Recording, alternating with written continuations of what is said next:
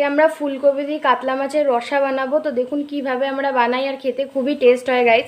তো এখানে কাতলা মাছগুলো দিদা ভালো করে ধুয়ে নিয়েছে, আর এইখানে ফুলকপিগুলোকে আমাদের কেটে নেওয়া হবে। ঠিক এরকমভাবে কিন্তু আমরা ফুলকপি আর আলু কেটে নেব। তো আগে সব জোগাড় হয়ে যাক, তারপরে সব আমি আপনাদের দেখিয়ে দেবো। আমাদের সবজি কাটা হয়ে গেছে।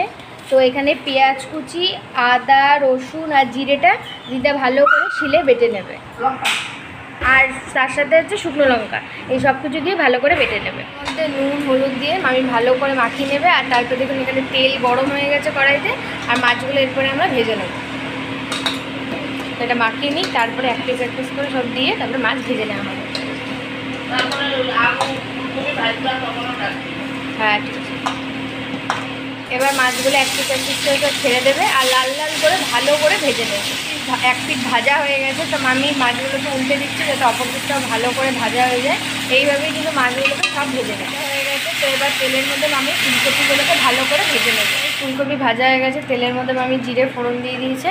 আর দেখুন মাছ আর ফুলকপি কিন্তু একদম ভাজা রেডি হয়ে গেছে। এবার যে লম্বা লম্বা করে আলুগুলো কেটে রেখেছে সেগুলোকে দিয়ে হালকা ভেজে নেব। তো জিরেটা হালকা একটু পুড়ে যায়,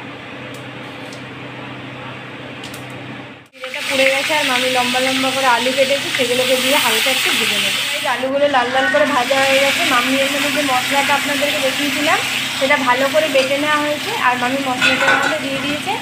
আর অল্প অল্প জল দিয়ে এটাকে ভালো করে কষে নেবে, আর তার সাথে হলুদও দিয়ে দিয়েছে। এইভাবে কিন্তু আমি অল্প অল্প জল দিয়ে এটাকে একদম ভালো করে কষে নেবে। একদম কষে গেছে। এবার আমি পরিমাপ মতো মাছ, ফুলকপি, আলু সিদ্ধ হওয়ার মতো জল দিয়ে দেবে।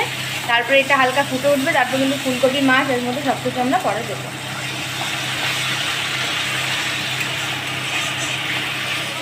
ঝোল ফুটে গেছে। এবার মামি এর মধ্যে ফুলকপি আর মাছ সব কিছু দিয়ে দেবে, দিয়ে তারপর আরেকটুখানি ফুটলে সব কিছু প্রপার সিদ্ধ হলে কিন্তু আমরা নামিয়ে দেবো। তো গাইস মাছগুলো দিয়ে দেওয়া হচ্ছে, তাহলে যখন একদম ভালোভাবে সিদ্ধ হয়ে যাবে তখন কিন্তু এটাকে আমরা নামিয়ে দেবো। আর কষানোর সময় কিন্তু মামি এর মধ্যে পরিমাপ অনুযায়ী নুন দিয়ে দিয়েছিল। আপনাদের ঠিক তরকারি কোয়ান্টিটি যতটা হবে ততটা পরিমাণে কিন্তু আপনারা নুনটা দিয়ে দেবেন।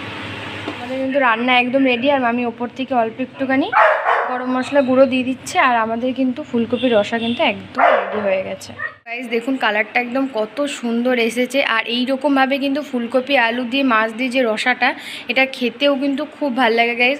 তো অবশ্যই কিন্তু আপনারা কমেন্ট করে জানাবেন যে এরকম সুন্দর একটা রেসিপি আপনাদের কীরকম লেগেছে। আর ভিডিওটা যদি ভালো লেগে থাকে তাহলে লাইক করবেন, শেয়ার করবেন, আমাদের চ্যানেলটা অবশ্যই সাবস্ক্রাইব করবেন, বেল আইকন ক্লিক করবেন এরকম নতুন নতুন ভিডিও সবার আগে আপনার কাছে পাওয়ার জন্য গাইস। তো আজকের জন্য এতটুকুই, আবার দেখা হবে পরের সপ্তাহে।